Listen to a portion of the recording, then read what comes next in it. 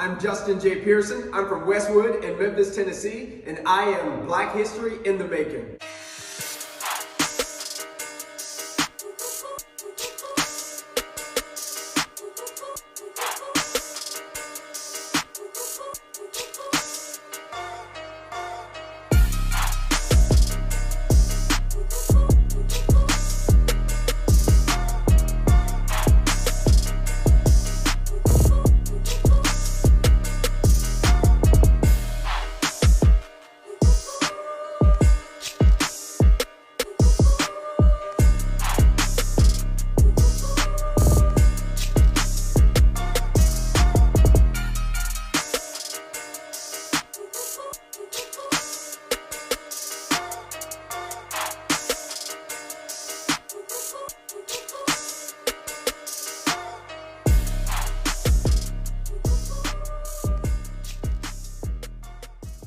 You are now tuned in to Dear Shamika, the podcast, where I am your host, Shamika Baxter. On this show, we challenge perspectives.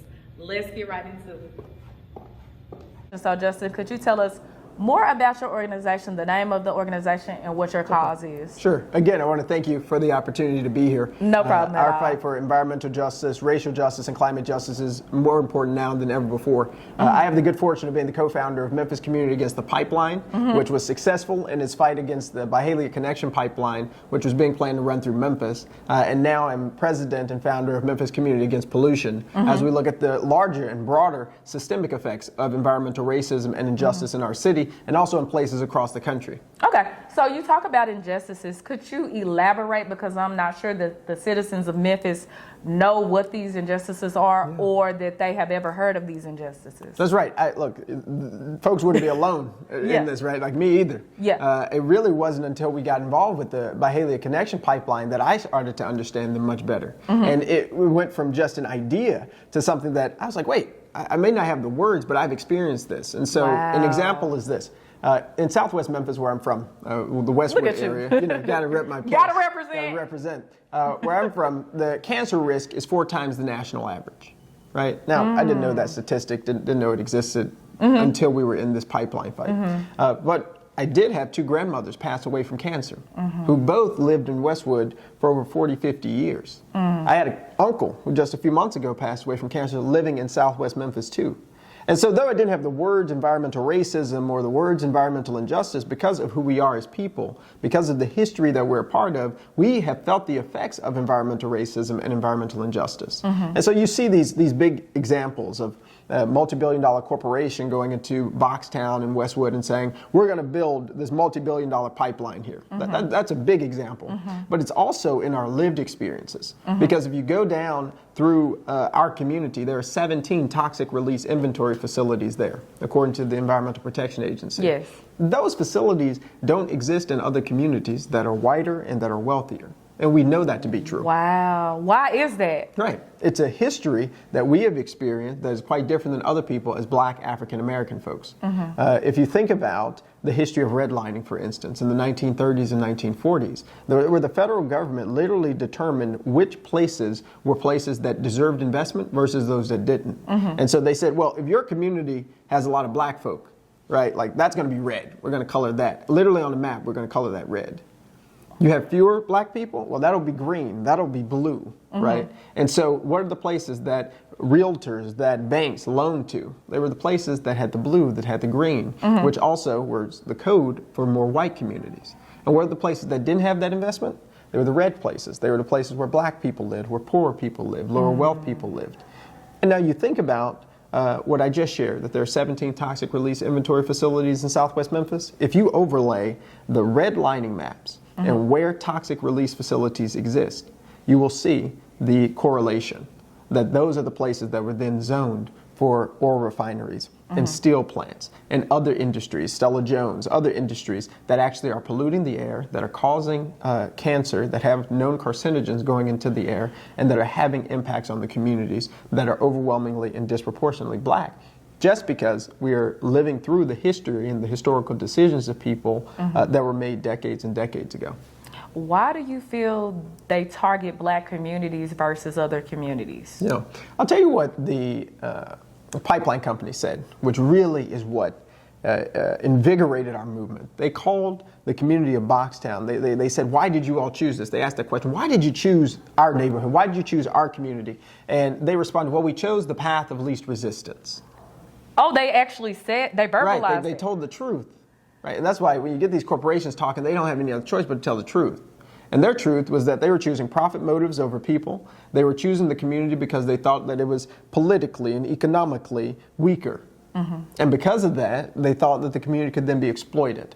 Mm-hmm. And that there wouldn't be enough power to come from this place, right? To come from a freedmen's community that was founded by enslaved people. There wasn't enough power in a community where the average income is $24,000 a year. There's not enough power there to resist us, two multi-billion-dollar corporations. Mm-hmm. But see, they don't know God like we do, on now. Right? Like they don't know people power as we understand it. Mm-hmm. And so what happened was the whisper from the people in Boxtown and Westwood and West Junction and Whitehaven, like it grew, right, much louder than they could have ever imagined, and that whisper became a clarion call for justice, and that justice turned into organizing and action that brought a vice president to Memphis and a civil rights leader, William J. Barber, to Memphis, right? Like that is what can happen when we start to galvanize and organize. But they chose the community because it has been a community that has historically been deprived of resources. They don't choose richer and wealthier and whiter communities because you assume that those are the places that are going to be able to call attorneys. Those are going to be able to have the places that have marketing firms that can resist. Mm-hmm. But if you go into communities that you've historically marginalized and excluded, it's typically, historically, easier to take advantage of those places. Mm-hmm. And so what happens when we actually bring power into the places that have been historically disadvantaged? Mm-hmm. We see victories like we experienced most recently. Okay, so besides the Byhalia oil pipeline, mm-hmm. what other causes are you guys fighting for presently? Right, thank you. That's a great question. The pipeline did not create environmental racism. It revealed it. Wow. That's what I think is a big lesson for MCAP, for our entire city. This revealed an example of it. It was already here. Yes. It was already happening. And so we expect that trend to continue, unfortunately, until it continues to come up against us, mm-hmm. right? And so today we're dealing with the Tennessee Valley authorities' plan to remove 3 million cubic yards of toxic coal ash through South Memphis and leave it in Memphis for an eternity. Now, they burned the coal in Memphis for 70 years, put all those pollutants into the air, into the sky, and now they're going to leave it in Memphis indefinitely. But we weren't the only ones to benefit from the energy that it produced, right? There was a lot of other people and a lot of other communities that used that same energy from the coal plant that, again, went into our lungs that are having no consequence at all, right? They're taking none of the ash, but in the state's most populous black majority county, right, like this is happening. Mm-hmm. And so this is the issue we're currently fighting because there's been no community input into the process. Our city councilors were taken by surprise when the Tennessee Valley Authority came to them and said, we're going to leave this here for an eternity. They're like, wait, what? You didn't tell us? And these are supposed to be the most informed people. So certainly folks whose houses are along the route, folks whose schools and their children's schools are along the route, Mitchell High School included, where I graduated from, or are along the route for either the toxic coal ash or the dirt dump trucks. Mm-hmm. So after they take the coal ash out and they leave it indefinitely into a landfill, they're also going to refill that area with dirt. Mm-hmm. And so those dump trucks, over 230 of them every day, are going to be going through neighborhood streets. And so in a community, again, that is already dealing with burden of toxic facilities, toxic air, you're now going to have the pollution from all of these trucks going through the neighborhood. And if we did a study, we don't have to do one, but if we did a study of the homes that are along these routes, right, and a child who's 8 years old, and 10 years when they're going to complete this process, and did a study for 10 years and say, what does that child look like? After thousands and tens of thousands of trucks have gone in front of their house, we know that they're going to have worse outcomes. The question we have to ask ourselves, and what I think is motivating for the community of MCAP, is why are we okay with that? Mm-hmm. And to not be okay with that, how do we resist it? Mm-hmm. And so that's what we're actively doing now, to get a supplemental environmental impact statement, to learn who else in the community is against this project, and see how we might galvanize power to fight TVA in this. Mm-hmm. Although a lot of people do have cancer and are diagnosed, is there a way that the citizens of those neighborhoods that you said are getting cancer at a far greater rate. Is there a way to say, oh, this is the source of their cancer, or is there no way that they can prove that this had anything to do with them getting cancer? This is the challenge, I think, within the environmental justice movement. It is the correlation versus causation. And the only way that you get to the causation, being able to prove that because of this facility, you have this effect. Because of this thing, you have that effect. The only way to get there is going to be through some more research. And these polluters aren't going to do research on themselves. Of course. And the government has not been very active in doing research as well on these in these communities. Again, because it's a community that's been politically and economically deprived, like the attention is not being given on like what's killing us. And so I tell folks, you know, Memphis Community Against the Pipeline, now Memphis Community Against Pollution, is a part of a larger social context about Black life. And we all remember the Summer of Black Death, marching in the streets in Memphis and across the world, everyone shouting, "I can't breathe," or "We can't breathe." Absolutely. After the lynching of George Floyd. And I tell folks, this toxic air, like we've got the same argument. Like we cannot breathe. Like our breath is literally being taken away. The life expectancy of Black people is 10 years less than white folks in this country. Like we still cannot breathe because a Black child is 10 times more likely to die from an asthma-related cause than a white child. Like we cannot breathe. And so that echoing, it persists now. Even in this current fight, we're arguing, you're trying to pollute our air, and you're saying it doesn't matter because it's the community that it's in. But I tell you, if there was a white community, or we were making policy thinking about that 8-year-old white child instead of an 8-year-old Black child who's going to have tens of thousands of trucks carrying toxic dust or carrying dirt through the community, people's perception about what needs to be done would change. And so we have to choose a social location with our communities, our brothers, our sisters, our family that are being marginalized and excluded by these systems. So if the government isn't going to do the research, right, and the polluters aren't going to do the research, how do we step in to fill the gap? And so MCAP has been really fortunate that we're going to go and apply for an Environmental Protection Agency grant ourselves to study the effects of these cancer-causing polluters in the community. And we're partnering with another college, so we're going to do another study to continue to build the research base because this isn't going to happen any other way, so that we can really start to move from just the correlation of cancer and the realities that we experience. Everybody's got stories about relatives with asthma and relatives with cancer, to saying the research is also backing us up, and that this isn't just happenstance or coincidence. These are deliberate decisions that are being made and that are being propagated by the lack of input from our government to care for the most vulnerable people in the community. And if we keep doing that, if we continue to not care about the people who are being most excluded, all of us are going to live worse lives. Because see, air doesn't have a place where it just stops and says, this is the Black folks.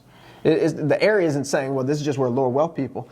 The entire county has an F in air quality.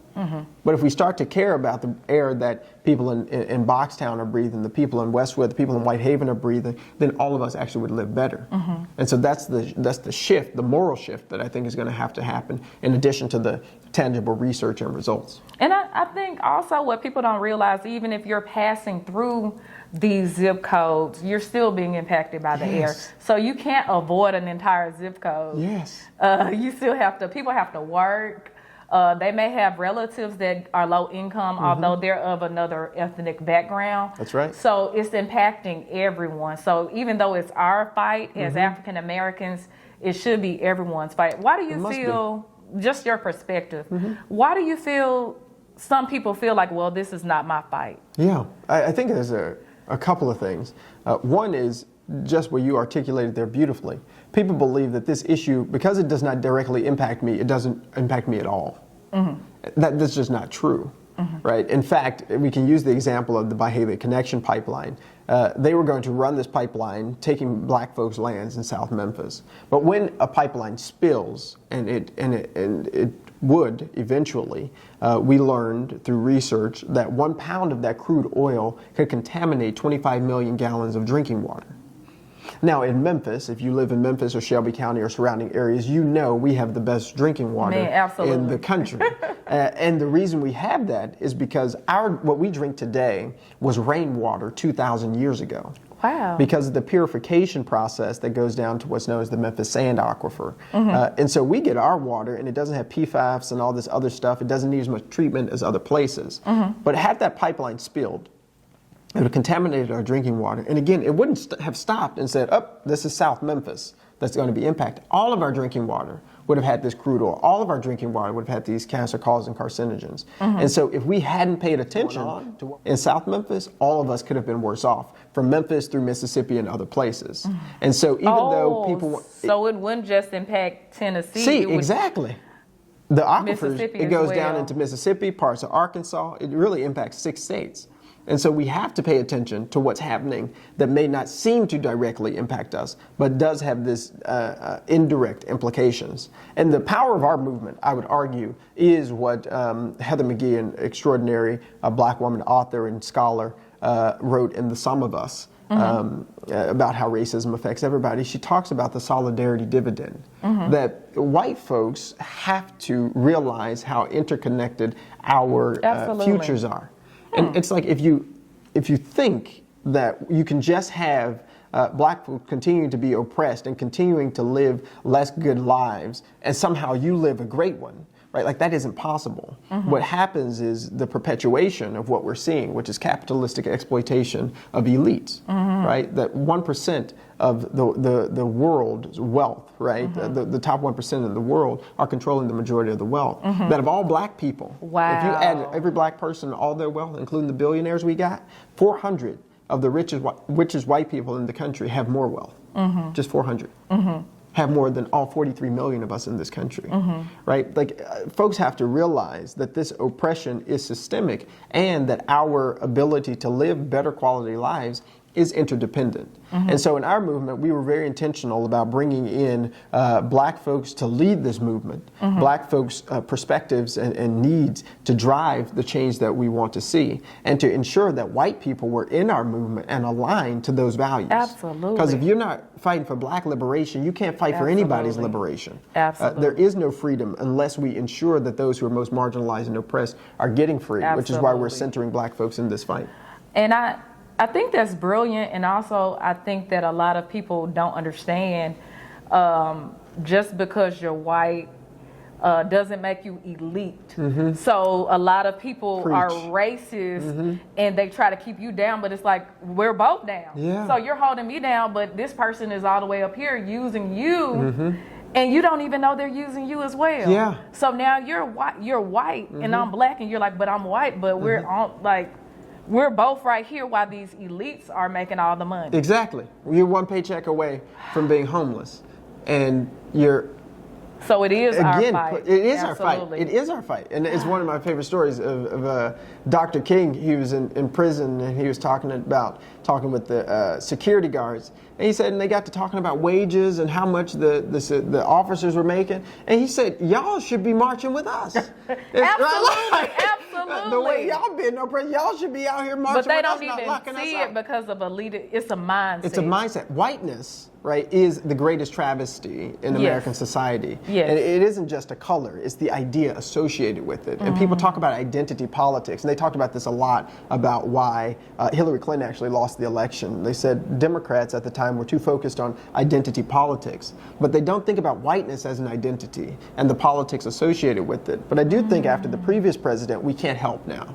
You can't look at Charlottesville and say there is something about this idea of whiteness, this idea of white supremacy that is permeating our society, and that if we don't help people, as Eddie Glaude would say, cure themselves of whiteness, we're going to continue to see the deterioration of our society. Because as long as folks do think, as you said right there, right, that because of this racial identity, you actually have the economic benefits that you think you have, like imagined economic benefits. You have imagined social benefits. You have imagined all these things you do not have, but because you have this skin tone, you believe or you perceive that you do. You will do things like are being done in our state, unfortunately. You don't expand healthcare access because you think, well, that's going to help black folks, when in fact in Tennessee, that's going to help more white people than anybody. Right? You don't change the equitable education funding because you're saying, oh, that's going to help black children, when in fact, if all of our kids are at best 20% of them are on grade level, right? That's overwhelmingly going to help, again, in our state, white children. But whiteness is a blinder. And so people aren't even researching. People aren't researching. They just believe, oh, I'm this, so this isn't going to happen to me. I'm going to have a great life. Right. And now it's a competition of black versus white. Right, exactly. When in some cases, no disrespect, but it may be us versus them.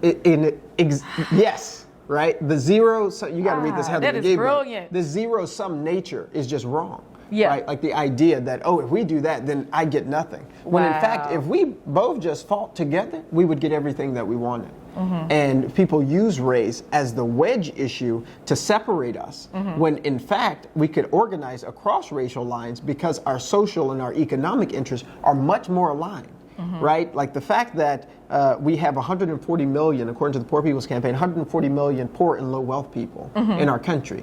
That's half the country. That's power. Right? We need that power organized and mobilized together. Yeah. And to your point, we have people who are in positions of power, who are overwhelmingly white men, conservative, who are perpetuating policies that push separation. Like, oh, wait, you two aren't actually aligned. You two aren't together. Absolutely. But we've only seen positive change happen when folks got together. What advice would you have for someone who does want to become a change maker and follow in your footsteps of just advocating for change? Yeah. Do it. Just do it. It's one of my favorite. I know it's Nike's. So okay, they can that's keep what it. I was just going to say. I remember hearing that They can keep before. it. But it is true. I think there is an innate and internal capacity of everyone to help make positive change. Absolutely. And I think as long as there are forces of people who want to make negative change, who want to perpetuate injustices, there will be a legion of people who want to see positive things happen, who want to see a better country, a better society, better communities. And it only takes one action to do that. And so whether that's going onto the Facebook page of environmental justice organizations or it's attending city council meetings and it's speaking up, it is don't allow people to tell us that we are powerless or that we are voiceless. They're just folks who haven't been empowered and haven't been listened to, but have been screaming the whole time. And so joining organizations and getting proximate, I think, is one thing. And don't underestimate the power of sending an email to a city councilor or making those phone calls and then asking one other person to do it. Because I do believe people power is how we're going to win this fight. And for anybody wanting to join your organization, how would they go about inquiring or doing so? Yeah, we need as many supporters as we possibly can get. You can go to memphiscap.org, take action. You can join our email list there. You can see some actions that you can take as well as follow us on Facebook and Instagram and Twitter. We're always sharing information and we want to get more people involved as we can, because it is going to be the power of us that helps to save us, not some cavalry that's coming. Thank you. Thank you.